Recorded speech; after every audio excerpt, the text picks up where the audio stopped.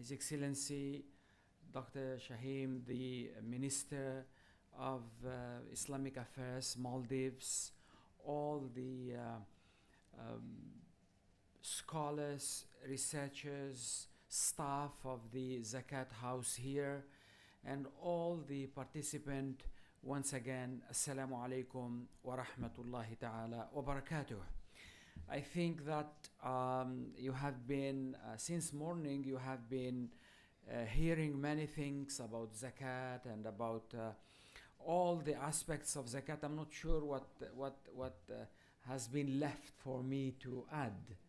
You know, it's really a wonderful program, a wonderful conference. I would like to congratulate His Excellency the Minister and all the team. I trust and believe that this very focused conference, from the topic, the presentations, have made a lot of good things. It's just a matter of action and action and action, so that we can move forward in building what we call a resilient system of zakat in the Islamic societies and communities. I think Prof. Moniza also is here since the beginning. I think she has, in fact, covered many things on zakat.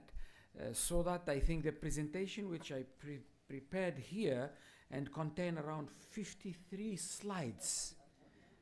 So I just brought it for you to digest and read in the future. So the lecture that I'm going to give you today is different from what I prepared there.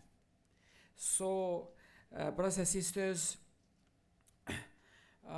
number one, let me just mention to you as the questions I saw here that our people put for this session, the fourth session, they put questions here to be answered by the panel and also by the keynote speech. One of the questions is, how can zakat funds be structured and deployed to create long-term economic impact rather than short-term relief? And actually here, the panel discussion number 4 is the economic and social impact of zakat. Brothers and sisters, let me just start with some observations that put us in the context of what I wanted to mention to you today. Zakat is not the Islamic financial system and is not the Islamic economic system. But zakat is just one element, one tool, one means in a very sophisticated Islamic financial system and Islamic economic system. So one of the big problems that we face when we deal with zakat, when we separate it and we make it like one single thing, and we deal with zakat look like it's not related to a bigger system. And the Muslim countries, in order really to build a robust economic system and financial system, they need to see zakat as one of the means and tools and mechanism in that bigger system. So that zakat doesn't function alone and becomes just collect money, give money. No, it is to be understood in a bigger picture of the Islamic financial system, where you have waqaf, where you have investment, you have businesses, you have public finance, you have management, you have governance, you have fintech, you have strategic planning, you have measurement, you have control and implement and measure your success, all coming together. As Sister Aisha, when she presented, she put zakat in that context. So, brothers and sisters, it's very important for us, especially the policy makers, especially the Minister of Finance, especially the Minister of Religious Affairs, especially the President. They need to see that picture so that you see how zakat will become one of the powerful tools in restructuring the whole economy. Now, actually, zakat in our current system in the Muslim world, they put it in the third sector. You know, they have the first level, then the second level, then we have the social finance. Is this really the place and the position where zakat should be positioned? I think, from my perspective, it should have a much more stronger position and place in the economic system of the country and in the financial system of the country, so that we really appreciate this system which Allah subhanahu wa ta'ala put by himself in Islam, in Sharia, to create that society that is socially advanced, spiritually great, economically strong. That's zakat. Zakat is not only خذ من أموالهم صدقة تطهرهم بها وتزكيهم. This is tathir, tazkiyah. This is spiritual. But the other verses of the Quran talking about the distribution of zakat and identifying a group, asnaf. Those asnaf actually, they are the core of the society, the core of the economy. That's why Allah subhanahu wa ta'ala single out al-fuqara wal-masakin wal-amilina alayha. All this, if you check in the world today, those 8, they make 60 to 70% of the economy, of the makeup of the society, brothers and sisters. So, you know, al-fuqara, how many faqir in the Muslim world? You go to Afghanistan, go to Somalia, go to Algeria, go to many parts of them. How many? They make very important part of the, how many gharimin, how many people who are in loan. I know many great people, you see them, they are, let's say, professor, doctor, and this, but their salary cannot help them even to finish their month, because they have kids, they have expenses. This is actually can be helped, can be supported. As the minister mentioned, he said even a minister can be a faqir. That's a great statement, you know. Many people, Allah subhanahu wa ta'ala says in the Quran, لا يسألون الناس إلحافا. Many people, great scholars. I know scholars. They don't have even money to finish the month, but they will not ask you. So they don't. If you check, even that in the time of Umar ibn al-Khattab, was questioned by a woman, why your izar is too long, but you, how do you get it? From where you get the other side? You are a very tall, very strong person, and you got only this portion, but look like your izar is big. Then he justified and he said, I took the part of my son Abdullah and I put them together, and that's a Khalifa Umar who was handling half of the world at that time. Adal, justice. So, brothers and sisters, the first point that I wanted to mention here, especially this is the scholars, the specialists, the policymakers, those who are now managing zakat and dealing with zakat, we need to look at it as one dynamic mechanism in a bigger picture of the fintech. They call it finance, or the third, the social finance, waqaf, and all this. That's number one, brothers and sisters. Number two, I want to ask Dr. Muniza, Prof. Aisha. I want to ask Prof. Aisha now. Aisha, have you ever thought that zakat can be a mechanism to handle the inflation of the economy? Have we thought, those who are specializing in zakat and dealing with, can zakat be one day a measurement, a tool to deal with inflation in the economy?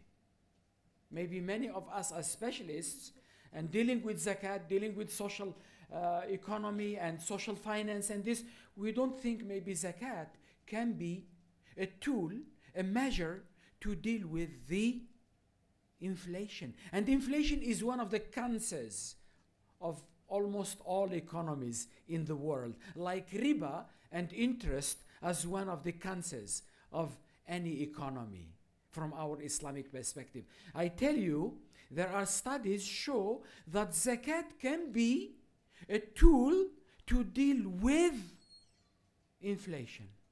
With certain condition, with certain ecosystems, we can use zakat to deal, and it's a perfect actually tool, because in the zakat system, you know, the conventional economy, things are fluctuating, things are changing, interest rate is changing, and that's what creates trouble in the economy, in the businesses.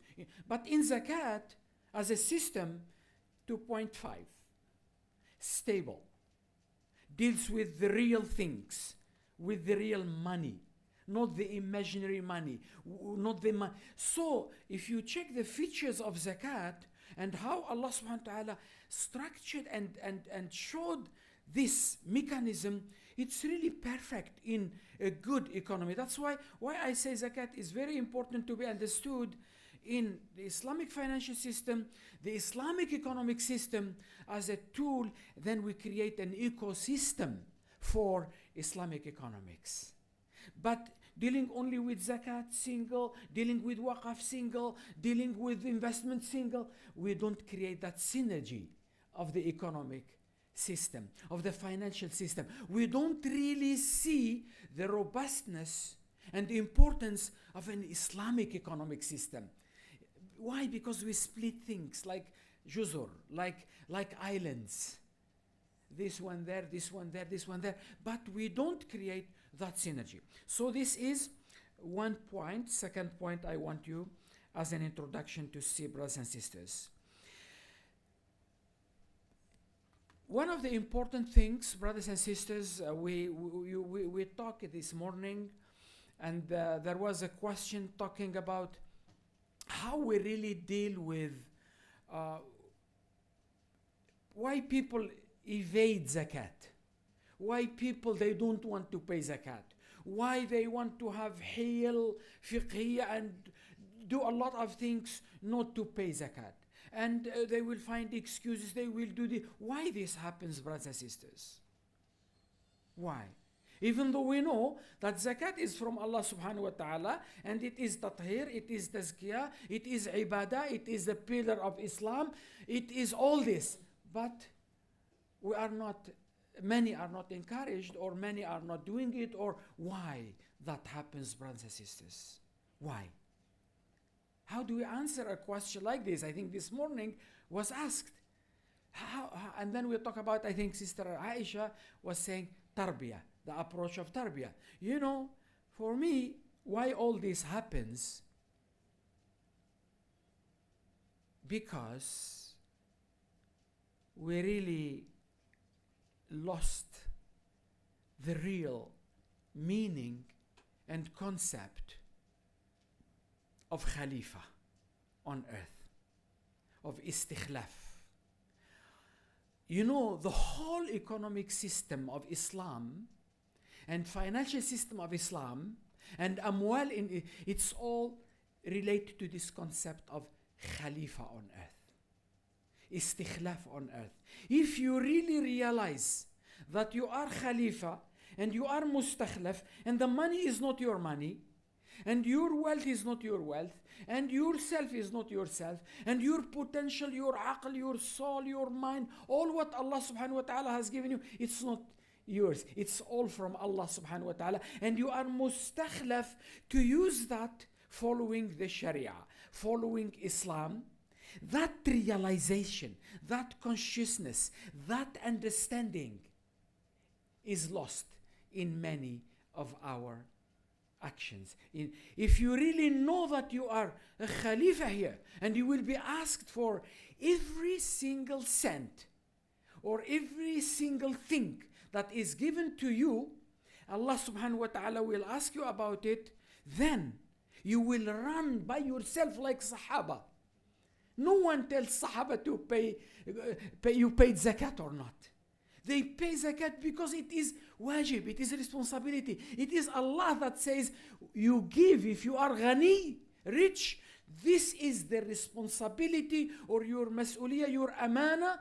Allah subhanahu wa ta'ala will ask you to which faqir you give this money, to which miskin you give this money, to which person you give this money. So you do it. If you have, this morning we were talking about, this gig economy, and we're talking about this short-term people, and they cannot pay, we cannot cover it, it's not, there is no mechanism how to do this, how to get this. Let's use the symbol of this iceberg, the iceberg idea, what is outside. What we are doing, we are focusing on the outside, not what is the real thing. We talk about governance of zakat, fintech and zakat. We talk about indicators of zakat. We talk about management of zakat. But we don't talk about the akhlaq of zakat, the culture of zakat, the education of zakat, the khalifa, our educational system, do we teach? But we are focusing on measures.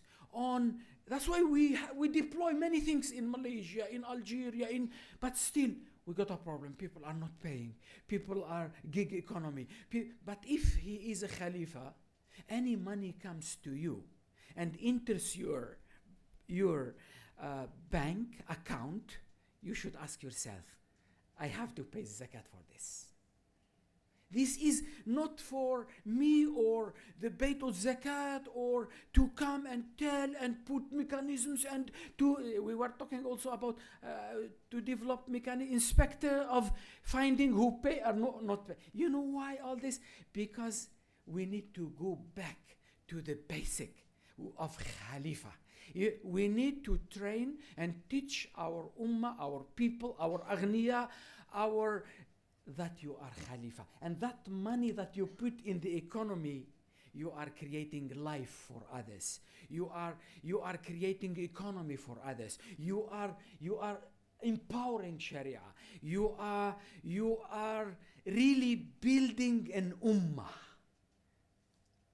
You see, this is very important, brothers and sisters. What is in the iceberg up there, we can do all these mechanisms. We can do all this, but still we will fail. But what is in the bottom is how do we teach ourselves to be Khalifa.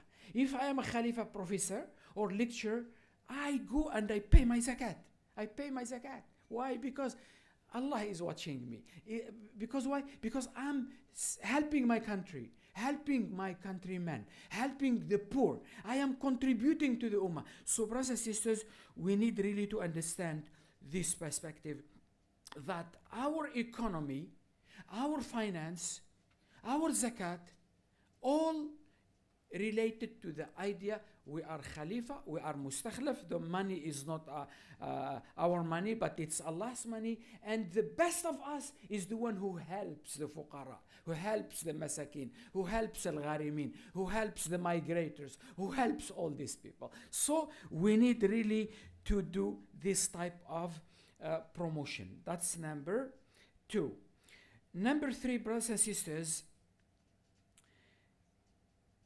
we really wanted to put the concept of zakat in what we call the integrated bigger picture of the society.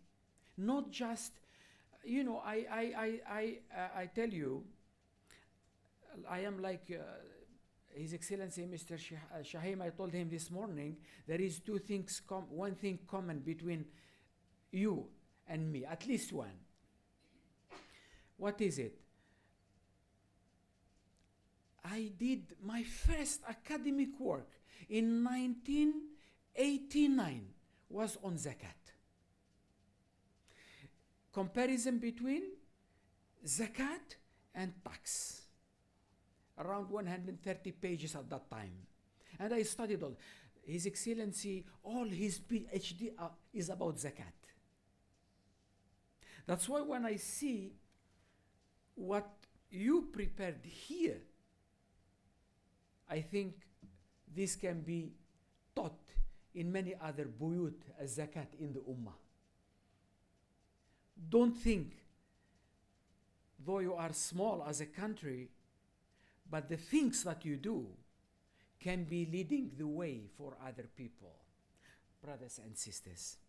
So here, it's just a guiding document, but it covers wonderful things that can make the zakat system more robust, more, you know, when you talk about asnaf, here, in many other parts of the world, we know the 8.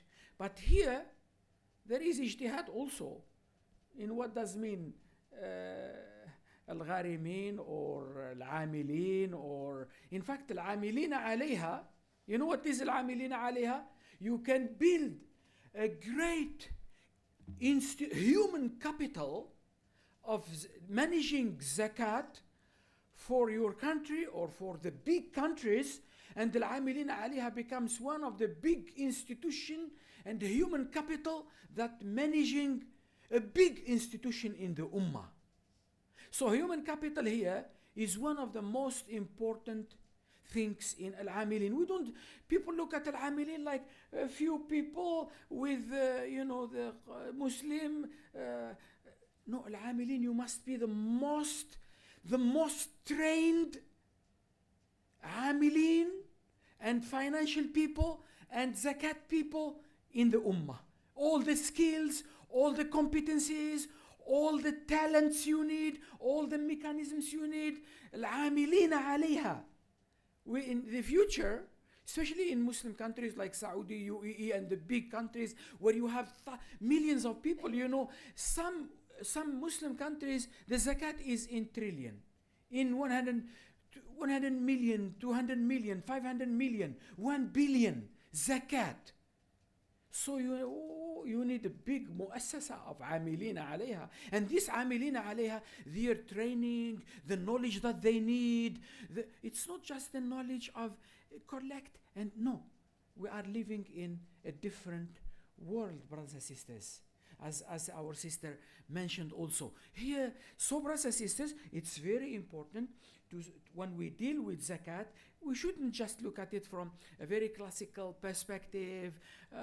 Some people getting, a robust institution.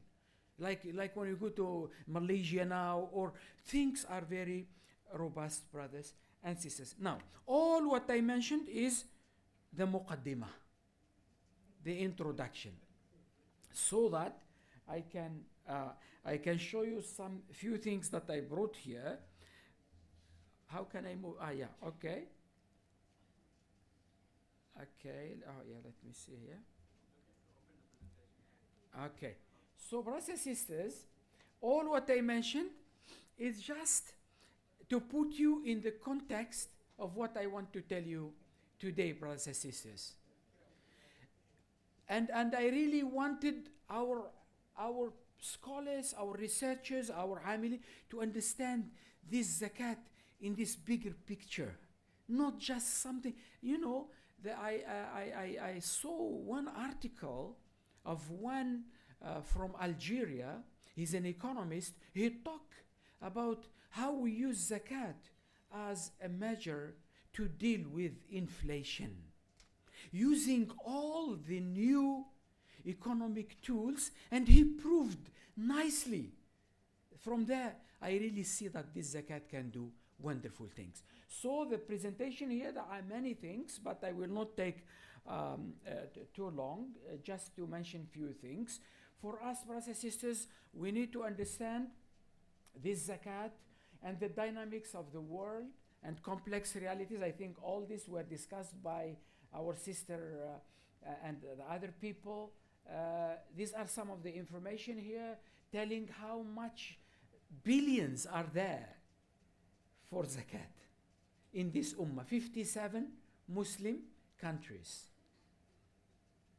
This zakat can become the problem, one of the means that can solve problems of the whole ummah, brothers and sisters. Of course, nowadays, what we do, zakat is in the country. And also, fiqh-wise, some madhahib, they allow to take the zakat outside, some they don't. But the future changes because of the dynamics of reality. This ummah, especially this OIC, they need to create what we call global zakat fund for the ummah. Imagine the Muslim countries that are very strong put millions and millions and millions of that money for education of the Muslim ummah, for tarbiyah of the Muslim ummah, for the basic needs of the Muslim ummah. We should reach that level and mindset and resolve and will that we talk about zakat in this way. So brothers and sisters, talking about trillions in the future, like now the Islamic banking and finance, now the halal, for example, it's in trillion.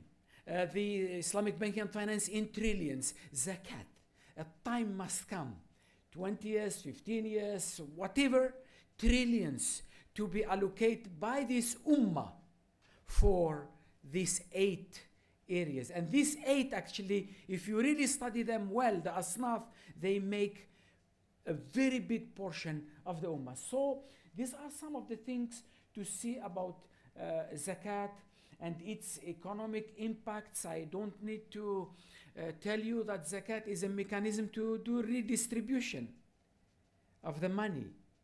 And actually, in the future, if you put it in an economic context and financial context, it will become a dynamic mechanism for the redistribution, to create and to help and to give opportunities and to empower women, to empower children, to empower youth, to empower faqir, to empower. Means it's a very good mechanism for the redistribution.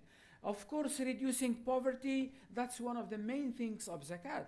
And I think we will see down there a lot of examples in Maldives, in Bangladesh, in Saudi Arabia, in Malaysia, in Indonesia, a lot of programs, a lot of packages showing that zakat can do wonderful things through the programs that they are doing. Millions are, you know, Indonesia, 250 million, over 250 million. Pakistan, how many millions? And if the rich give that wealth, you know, we can do wonderful things, brothers and sisters. It's just a will and understanding that idea, that ruh and soul and spirit of being Khalifa on earth. Not just a human being, not just a Muslim, but Khalifa. Because when you are Khalifa, you run to pay your zakat.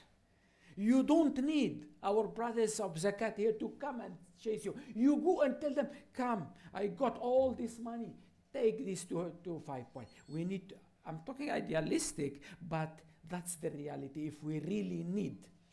That's why our educational system, our tarbiyah system, we need to teach this way. Not just to impart information and knowledge and this to the people, but we don't teach them that you pay zakat, you are creating life. You pay zakat, you are showing that you are a great mu'min, you are a sadiq, you are that amana, that trust. So that's the way forward. So brothers and sisters, let's move forward here. I don't want to go for this, not for this also. Later on you can read all this. I wanted to go, this one for sustainable development, for the development of the society. Okay, this one also I don't want to be here. Okay, now setting the framework for reimagining zakat for social justice, because that's, I think, the topic which was given to me. So brothers and sisters,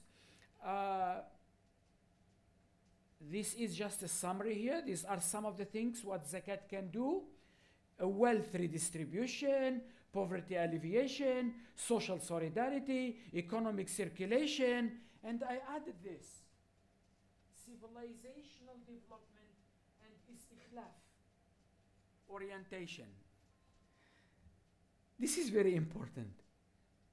You know, zakat is to build, to help build the civilization of the ummah.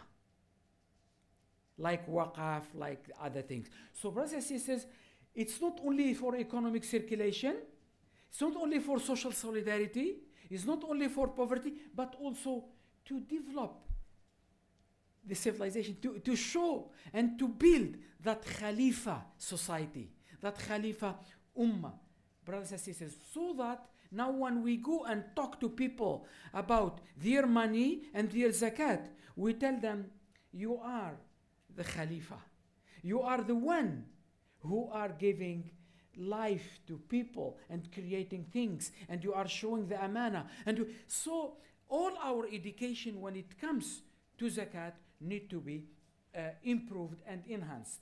Okay, now, of course, all of us, we know the social perspective of zakat. Here, when it comes to social justice, okay, zakat is seen that, you know, all these points here, I have examples for them, but for the sake of time, I just mention, you know, when you talk about zakat, that is a tool for social justice, the first thing comes to you, it's about equality before God. It's the right of the faqir. You know, the faqir can take you to court. The miskin can take you to court. Because that's haqq which Allah subhanahu wa ta'ala gives him from your money. حتى لا تكون دولة بين الأغنياء.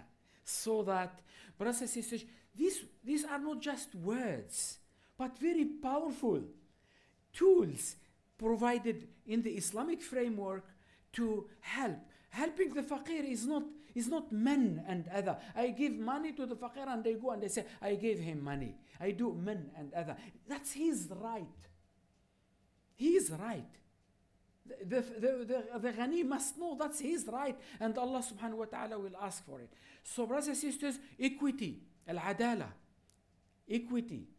You know, and also as Sheikh Al-Qardawi usually says, adala. When also we give zakat, as Sister Aisha mentioned this morning, he said when you give 5,000 to faqir, what 5,000 in inflation and in an economy and prices, what to do? That's why Al-Qardawi in almost all his writings, he say ighnu, means that's why the zakat, one of the good important things here when you talk about investment, when you talk about investment of amwal zakat, we need to reach time where we invest zakat to generate millions and millions. So what we do? When we give to the faqir, we make him ghani, we make him contribute himself. So that's the projection of zakat economy, of zakat finance.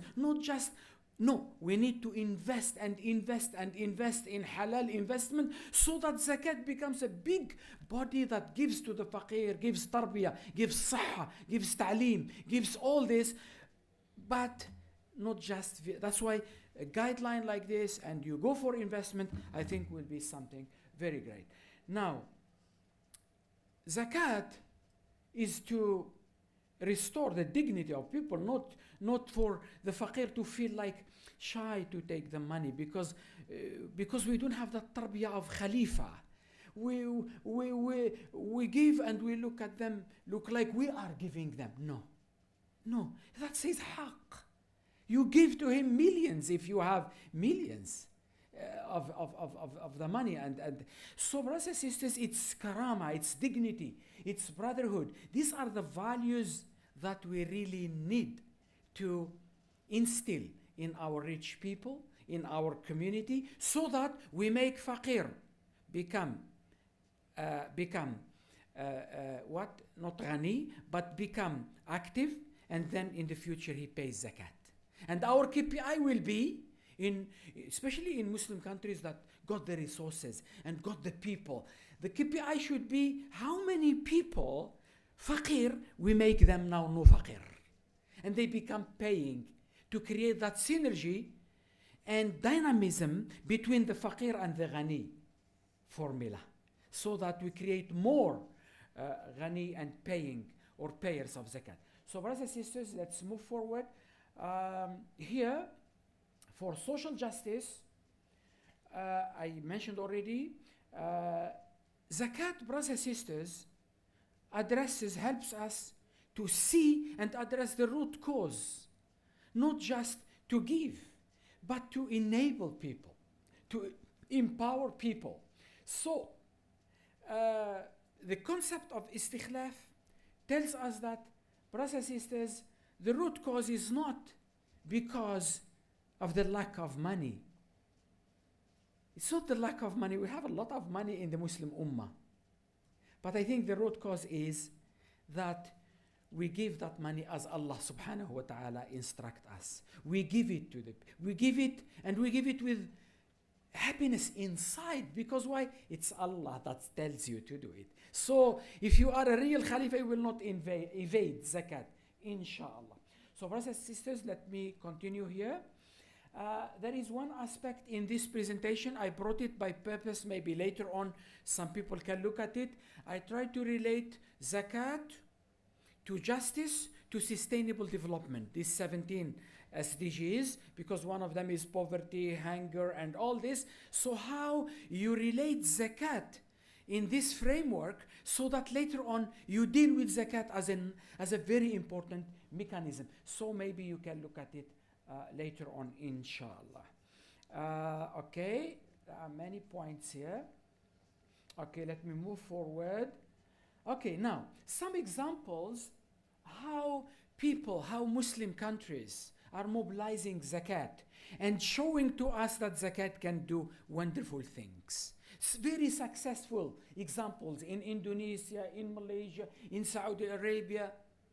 And why I brought all these things, each country, Pakistan, Bangladesh, Kuwait, UAE, they are focusing and having a niche where showing to you that zakat can contribute here, can contribute in this way. So some of them, they focus more on fintech or the what we call the digitization things, and they are very successful. We can learn from them. We can benchmark them.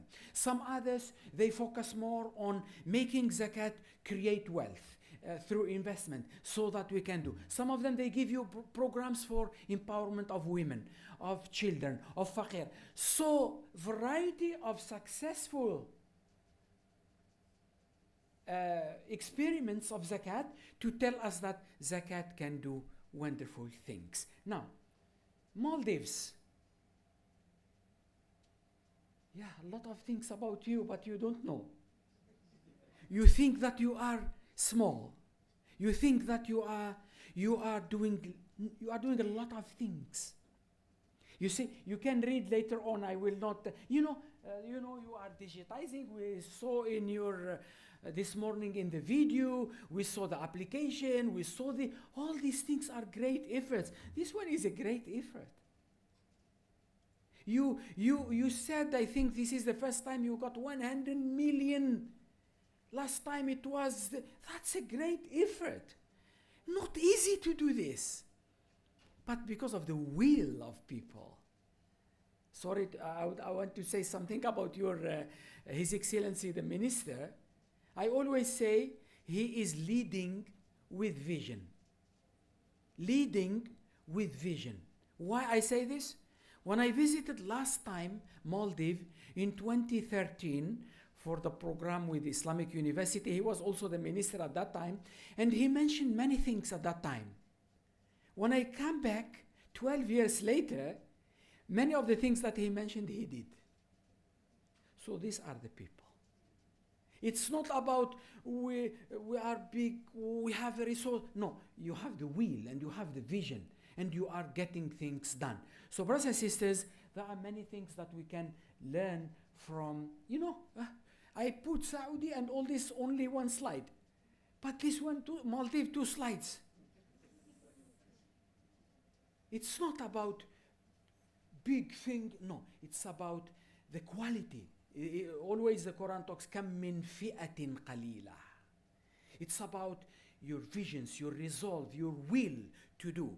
And alhamdulillah, I think you are all great and doing many things. I think your context here, though small country, but as an example of the endeavor to implement zakat within an ecosystem that you have here, it's something that we can learn from, brothers. And 3 slides.